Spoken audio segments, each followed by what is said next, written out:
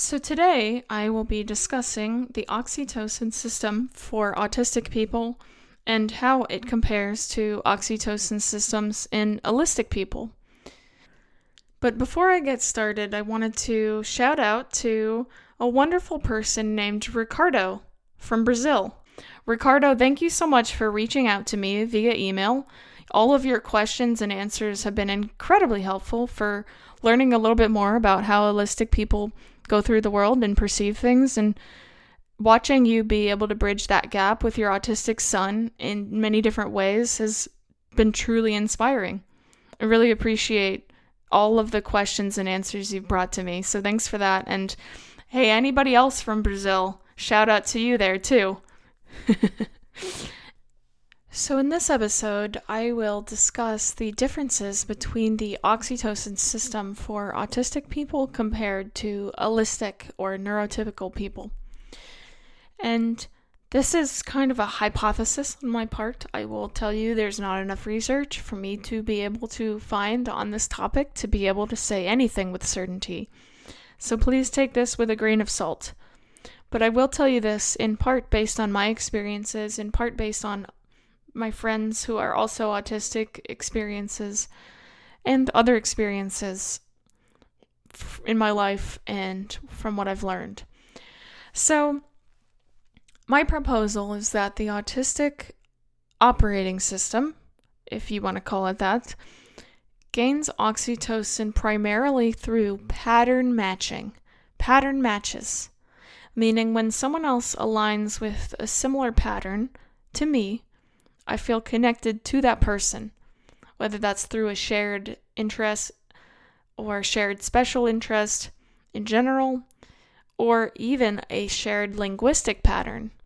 Because if you look at why do autistic people tend to copy each other's accents and verbal prosody, well, that usually happens because it is a sense of a felt connection with other people from that verbal style of communication. Which means that if someone talks like me, I'm a lot more likely to trust them. And that is definitely exploitable and problematic. And so let's contrast that with how does the typical or allistic oxytocin system work? Well, for most people, they get oxytocin from all these surface level cues. These cues can be things like eye contact, things like how's the weather discussions. These oxytocin cues are across the board. One big one is patriotism. People will usually feel a sense of connectedness with their national flag. And it doesn't mean that I am less patriotic or more patriotic, but I just simply don't get that oxytocin boost from looking at a flag. I don't get that at all, really. I really don't. And I've been analyzing, okay, so if most people in the world get this surface level oxytocin, and yet mine requires a pattern match, which would inherently become a higher threshold for activation, well, what does this imply? Well, the truth is that most people expect the external world to meet their own internal regulation states. And this is the root cause for a lot of projection in society. People are expecting other people to make them feel good. Not only are they expecting it, they don't even know they're expecting it. They're expecting other people to conform. For the longest time, I thought people wanted me to conform because of irrational things that didn't make any sense. No, it wasn't irrational. It was oxytocin programming. So the thing is that allistic people tend to bond over a shared performance, whereas autistic people tend to bond over shared patterns. It's a difference of performance versus patterns. And so that means since allistic people are the majority in society, whoever is the best performer gets rewarded for that performance. And over time in society, you can clearly see how the performance ultimately ends up becoming even more important than genuine connection and attunement. You can probably see how that's an issue. People were getting oxytocin from all those body language cues and all those other things that I was not getting it from. However, that does not mean that I didn't get it ever. I got it from different sources. I got it in different ways. I get oxytocin and that kind of neural synchrony with my band a lot. It feels like we're all playing the same song as if we already know what the song is, even when we're doing improv. It feels like a mind meld.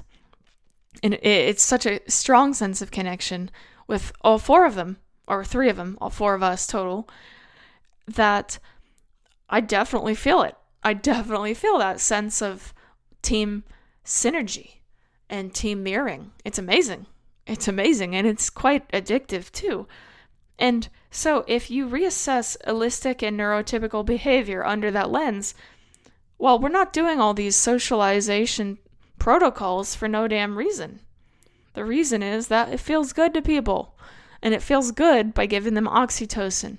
However, this comes at a drawback. What does oxytocin do at its core? It increases the existing emotional state and increases group bias behaviors. So in-group biases are magnified. Out-group biases are magnified. This, in my opinion, completely explains how some late diagnosed autistic people, when they finally realize, oh my God, I'm not the only one in the world who's experiencing this pattern, they probably get a huge boost of oxytocin, which then probably explains some of the behavior we see where late diagnosed autistic people can get trapped in the sense of us versus them. Like either you're autistic and you're good, or you're not and you're not good. You know, that's a little bit of an oversimplification here. But it's a behavior I do see a lot in late diagnosed individuals, which is completely explainable if you consider it from the lens of pattern matching oxytocin. So now let's take a look at parallel play, which is a commonly accepted neurodivergent love language. Parallel play is where you're doing one thing, and in the same room as you, someone else is doing a different thing. And even if you two don't do the same thing, you still feel loved by both being in that same room, doing things together but separate. And I was thinking about, okay, how does this make sense under that lens? It makes sense because the pattern is the same. They're in the same room as you. It doesn't actually matter if they're doing that exact same activity as you. The pattern already matches because they're in the same area as you, in the same spot as you. And I think that allows oxytocin to flow, even if you have a higher threshold for it. And so, obviously, the different autism levels, 1, 2, and 3, are probably going to seriously impact this in ways that I don't know. I'll straight up tell you, there's a lot that I do not know about autism, and there's a lot that even people who think they know don't know. Because a lot of the research that has been done about autism is seriously jaded towards one side. And I mean jaded in terms of seeing autism as a deficit in all cases, and maybe not considering the corner cases. You know, maybe we're not actually deficient. Maybe we're actually triggering that same neurochemical in a different way. And just because it doesn't match what people think should happen, it gets rejected. So I started becoming wary of this when I read a lot of the research that was suggesting that the autistic people have basically a broken mirror neuron system. This is what a lot of the researchers are trying to claim, that our mirror neuron system does not work. And I thought about that and almost immediately was like, that doesn't make any sense, because every time I hang out with my also autistic friends, we're synchronized. In fact, we're so synchronized that one of my other friends who's also autistic, I once accidentally helped her find a new food that she previously disliked because she was around me who liked the food a lot, and then somehow it was able to temporarily shift things for her enough that now she likes the food. You know, that's just one kind of almost paranormal-like example, but that's not even what I'm talking about. You know, when you're on the same wavelength as another person and you just get it, it just clicks. It's like, whoa, I'm in a different world. It's like I can read your thoughts. It's almost like you can read the other person's thoughts and they can read your thoughts. I don't mean this literally. It's not literal. But what's actually happening is there's a certain neuron called mirror neurons that gets triggered to learn and mimic things that you see that other people are doing. But I believe this mirror neuron system operates differently for autism than it does for Allistic people. So Allistic people, that mirror neuron system appears to trigger very easily. All it takes is you watch someone do something. Like, let's say you've never done a jumping jack in your life. You watch someone else do a jumping jack. Then you can kind of figure it out. Well, it doesn't always work that way for autistic people. Well, how does it work for autistic people? Let's look at what actually works for autistic people. Someone starts describing, okay, this is what you do with your arm, this is what you do with your leg, and hey, what do you know? That is a framework for patterns. And then it becomes a pattern match. And then that pattern match builds a sense of connection with other people. So if things are explained in a way that are in terms of patterns to autistic people, the odds are pretty high that not only are they going to understand it, but they're going to be connected to that. They're going to feel connected to you. Finally, you're speaking my language. Talk to me in patterns. Don't talk to me about surface level stuff that doesn't make any sense to me because it's not based on logic. It's based on your conditioning. Your conditioning, not my conditioning. It's a difference in conditioning. It's a difference in oxytocin conditioning. It's not about who's better or who's worse. It's a difference in conditioning. So if I'm over there trying to bond with somebody over shared patterns, and they're over there trying to bond with me over shared body language, you see how we're never going to meet in the middle there? I mean, unless I'm masking, which is an unfortunate reality in my life, or unless they're willing to take a step outside of their worldview and consider other patterns. So then that's how autistic people end up communicating more effectively. There's a lot of research on this. You can type in autistic to autistic communication and neurotypical to autistic communication. Basically what they found is that autistic people aren't deficient in communicating.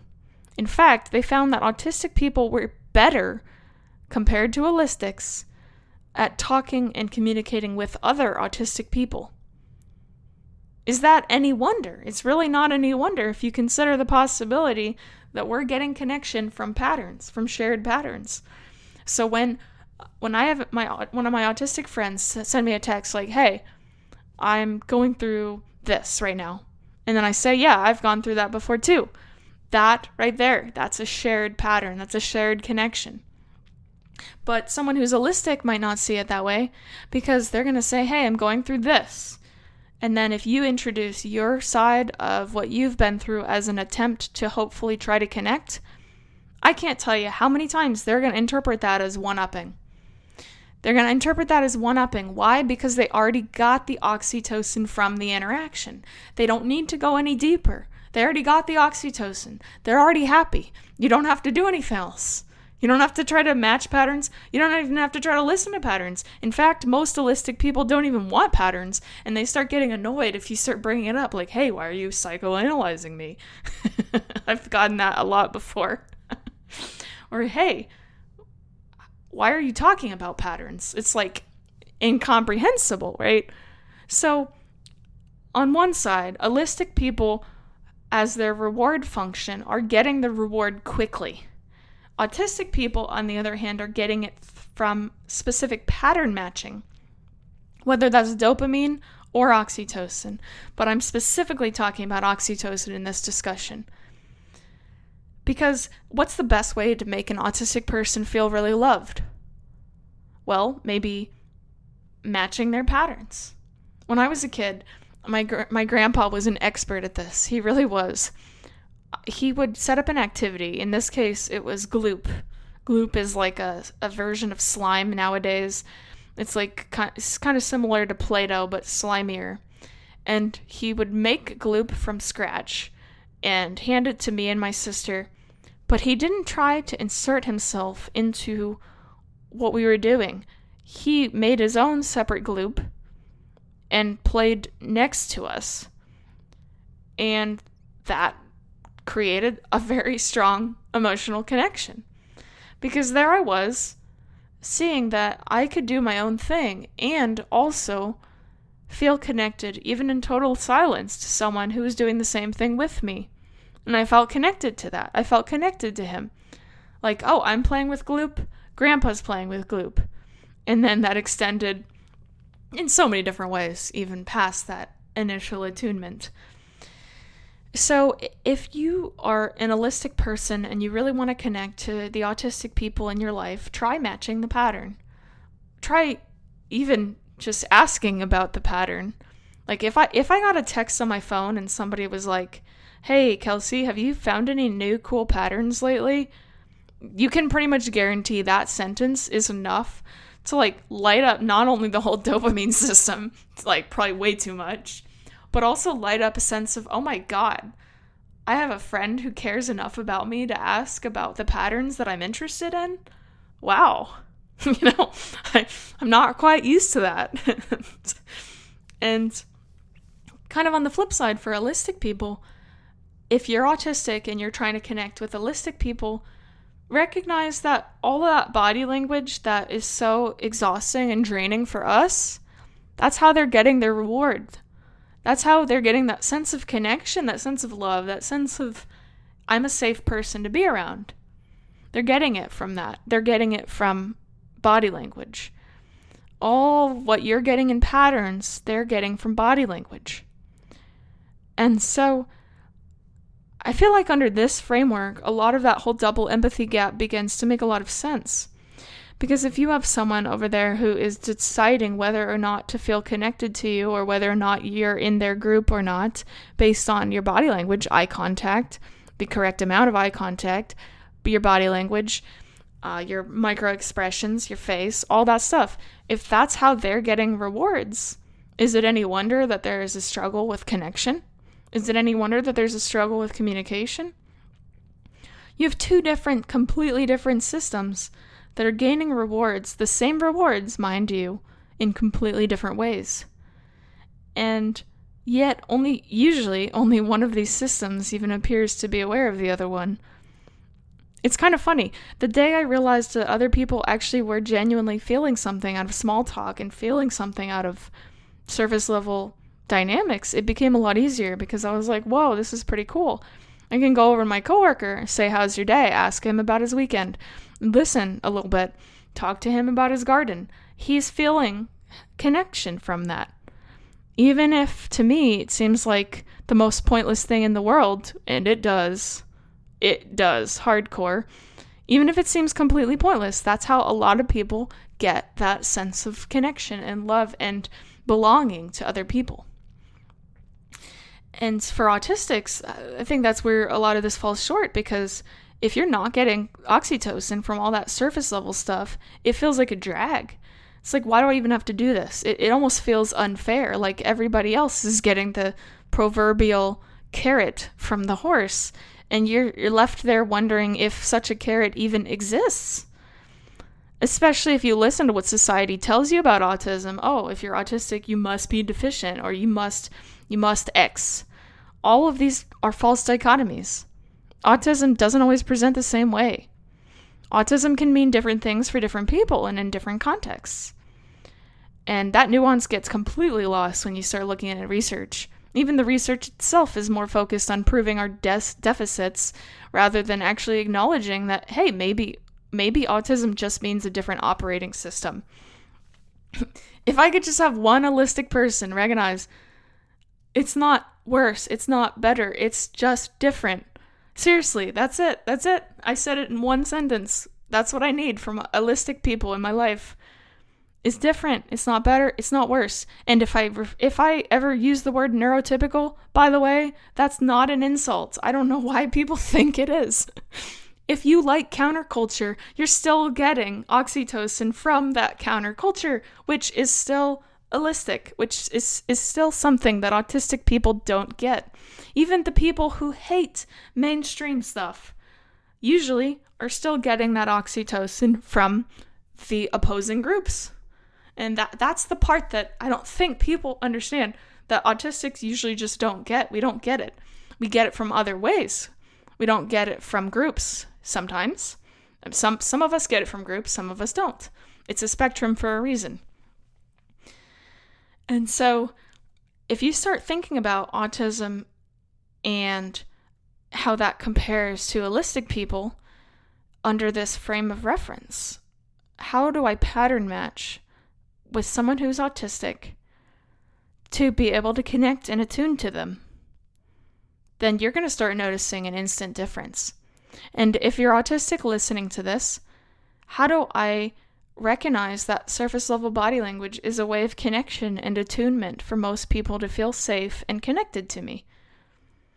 You see how both sides here can work together to be able to meet in the middle, where connection always should have existed.